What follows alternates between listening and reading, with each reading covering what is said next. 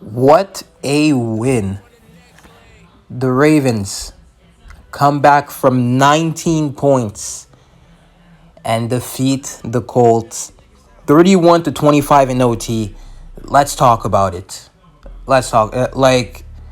This game was once again another stressful one. Another stressful game. 4 out of the 5 games. We have 4 games that are top 10 games this year already. But man, it's just heart attack games. It has to stop for a while, okay? After the Chargers, we're going to have a pretty easy stretch where we can rack up some wins and enhance our lead into the division. So, man, we just got to win cleanly, but this team, man, just the resiliency of just coming back from behind. The narrative of the Ravens can come back from behind, it's dead. It's been dead for a while now, but now it's confirmed dead. 19 points, man. So yeah, first off, I'll go through stats here. Lamar Jackson played amazing. Probably top 3 game in his career. 37 out of 43. Passing for 442 yards and 4 touchdowns. 4 passing touchdowns. Had 62 yards on the ground. Mark Andrews, best game of his career. 11 receptions, 147 yards, 2 touchdowns. Marquise Brown, another big game. 9 receptions, 125 yards, 2 touchdowns. Defensively, not much in terms of stats. Had a bunch of tackles, but that's not supposed to. It's not impressive stats. We had Tavon Young and Jason Owe both get a sack. Odafe had a forced fumble again. Great. But yeah, so let's just start off with the analysis here. Okay? So the first half, sluggish. To say the least, it has been sluggish. But we have started every game like that. We have started slow every game this season, but we made appropriate adjustments. So hopefully we made appropriate adjustments, and it works out. And last night, it worked out. So that's a positive right there. Big props to the coaching, again, to just adjust after trailing and then being able to come back in this game and win. So first off with the offense. Offense for the first 3.5 quarters has been stagnant. The play calling was hurting us. The O-line wasn't good. And also the Lamar fumble killed some of our momentum down at the goal line. But it wouldn't have happened if Greg Roman wouldn't call a Lamar sneak, he wouldn't call a Lamar sneak at the 1-yard line. Again, if Greg Roman did not call a read option at the 1-yard line, instead just pounded it in there with Latavius Murray, we would have gotten 6. And also we seem to have been running the same play on 3rd downs, and that made us predictable.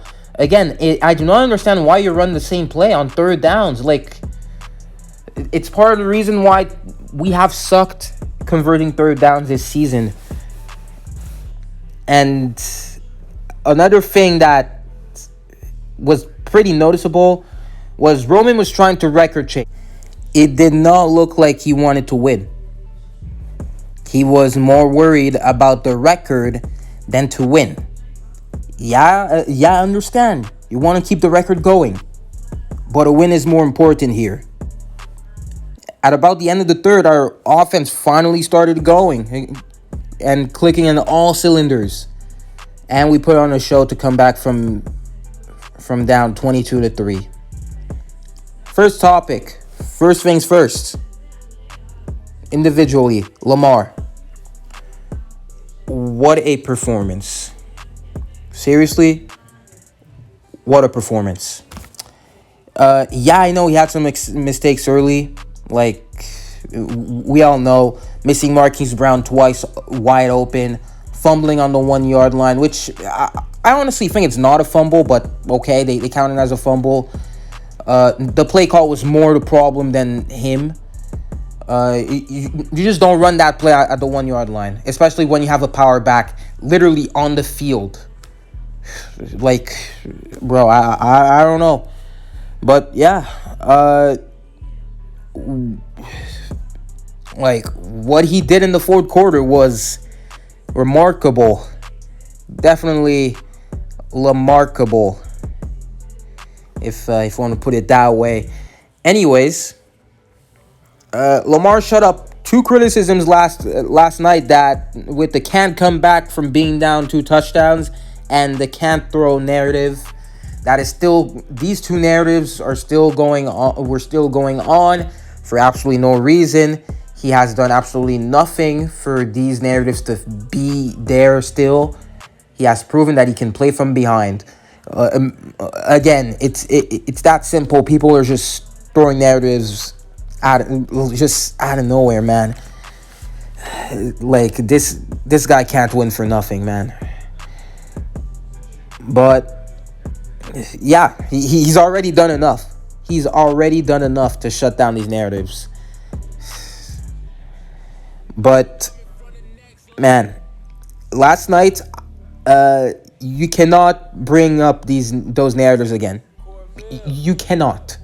I don't care how much you hate Lamar Jackson, but you cannot bring up any of those narratives again, ever again. And I think that performance, I mean, us Ravens fans, we've never seen a performance from Lamar like that. Just 400 yards passing. I mean, he passed a lot. He passed enough to actually get to 400 yards 43 times. So that's good. But us Ravens fans, nobody knew Lamar had that in him at all. Like, we never knew he had that in him. But man, he continues to do what he does best and proves doubters wrong once again, making haters eat their words. He had 400. He threw for 400 while staying poised and accurate down the stretch, making key throw after key throw after another. It was just so smooth and calculated, and a piece of art. Seriously. This seems to be a new Lamar Jackson, and it's very exciting to watch. Hopefully he can continue to put up godly passing numbers like this. Man, this was so fun to watch. This was very fun. And also, it also secures one take. Lamar Jackson is top 5. Again, nobody with any sort of logic can tell you that Lamar is not top 5 at his position. I do not care what your argument is. I mean, anyway, like, all these guys who try to argue Lamar's not top 5, their arguments are all dumb, by the way. So I'm not even going to start with that. But their arguments are dumb enough already. But man, Lamar's amazing. Mark Andrews, man, you see what happens when he's not tripled the entire game. This is, so many great things can happen when Mark Andrews is not triple teamed. He goes off. Lamar and him are such an amazing duo. Hollywood as well played great. He made some crucial catches under the lights and caught big touchdown passes. Love the connection between him and Lamar as well. Living up to his nickname, Hollywood. Man, I mean, Hollywood and Andrews, both of these guys are having career years so far. And they keep showing up in big moments, things that they have not done in the past. So that is great to see. In the playoffs, that's going to be very important. I would love to see that in the playoffs. So that's great. But yeah, stats-wise, Hollywood is 8th in receiving yards, and Andrews is 10th in receiving yards. He has the most receiving yards out of all the tight ends in the league right now. Hollywood is top 10 in receiving yards out of all receivers. Man, balling out. By the way, let's talk about James Prochet and Devin Duvernay. For the things they do, for their roles, we've seen them get involved this year so much more than last year. Last year, they were basically invisible. But this year, they're getting really involved. And they have played great in their roles, making big catches when they need to. Prochet catches the ball like a 10-year veteran. Man, this guy has hands. This guy has hands. Does not drop. He, like, no matter how tough the catch is, he does not drop. And also, you know, last guy, Devonte Freeman.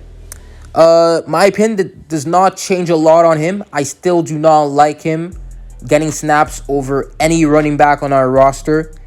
He's very slow. But I'm going to give credit when credit is due. Okay?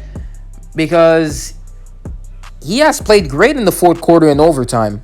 So, props to him. But my opinion on him being very slow and not better than any running back on our rosters doesn't really change. But, you know, if he continues to play like that, it's going to change for sure. At some point, it's going to change.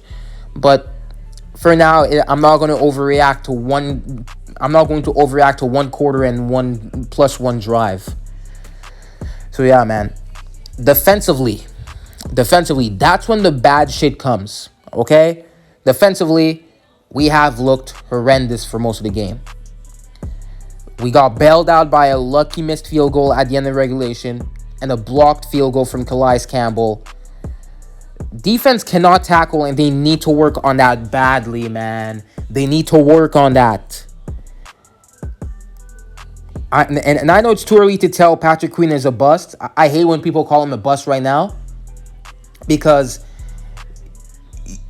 to rookies, you have to give him time. He hasn't had a real offseason yet to work on stuff either. But you got to give these guys time, okay? Ray Lewis has not been good till like his 4th season, apparently, I heard. And if that's the case, like, again, example, if Patrick Queen was in his 4th season and was still playing like that, okay, piss off our team. But he's a sophomore, and he has not had a real offseason. So let's cut off that Patrick Queen bust thing, and you know, give him time. He still has time to improve. But it doesn't change the fact that he still needs to improve. Okay? Because, man, it's his second year, but we need to see some vast improvement on his part. And his tackling, he needs to work on the tackling, man. These are basics. We can't miss these tackles. No, man, it cannot happen. I know your second year, but this is a basic, and I'm not going to try defending you from, I'm not going to let you get away with these mistakes. But yeah, Patrick Queen needs to improve. Odafe Owe. He's a defensive rookie of the year. So far, he's the clear-cut defensive rookie of the year. He is continuing to run past offensive tackles and make big plays. And he looks like he's going to be very, very good for us. And again, this guy, I did not expect him to make an immediate impact on us, with us. so early in his career. But man, he's been balling out. And the stats are not going to really show it. It's more like the clips and shit. But if you watch him, tape-wise, he's going to... Man, he's a demon, man. He has 2 forced fumbles in big games as well. You'd love to see it. And a great edge setter. So yeah, for Philadelphia, he's looking very promising. I'm very excited to see him progress here in Baltimore. Lastly, Tavon Young. He's had a great game. He's played very well. He wasn't all that good in the beginning of the season either, but this game, it's been his...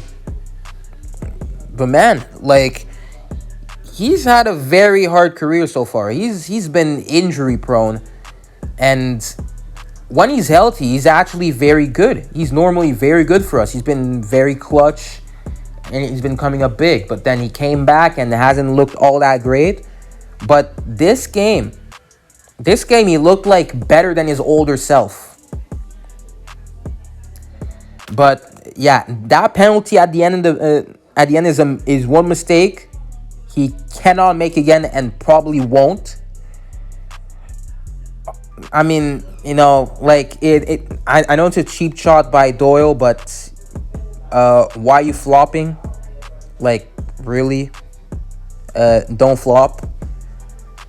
But yeah, man. Also, if I was him, I would walk away. Like, just walk away. Don't take part of what the hell he's doing. Okay? Next time, Deshaun Elliott is going to take care of him. Remember, Deshaun Elliott is going to friggin' pop him again. So yeah, I mean, that's pretty much it. So, analysis: Lamar, Andrews, Hollywood, amazing. Our O-line, though, did not play well in the first half. Second half, played better. Overall, our run blocking has been shit. Pass blocking has been good. I'm going to say that. But our run blocking needs some work. But defensively, we need a lot of work. Tackling, injuries aren't even our biggest concern right now. It's literally tackling. We're not able to tackle. Like, we're always trying to make that arm tackle and never wrap up. Oh yeah, man. To end it off, great win on Monday night against the Colts. As of right now, all of you Lamar haters can shut up and suck my dick. I mean, man, y'all can just suck my dick metaphorically and literally, man. He had the most amount of passing yards in his entire career, which just shows how much he's developed his patience and his accuracy. Now, you guys can just piss off. But yeah, maybe a random Tuesday, there's going to be one reporter who's going to say, oh, Lamar is a Taysom Hill once again, out of nowhere. Or you're maybe going to have PFF, Pro Football Focus, a.k.a. Pro Football Frauds, going to be like, oh, Lamar is the 10th best quarterback in the league. Oh, Baker's better. Like, your rankings are trash, by the way. Like, piss off. Like, dude, what the hell do you use? Oh, man. But yeah, man. Hope you enjoyed the video. Subscribe if you're new. Click the like button. Comment down below how you felt about this game and how you feel next week. And yeah, guys, see you guys in the next one.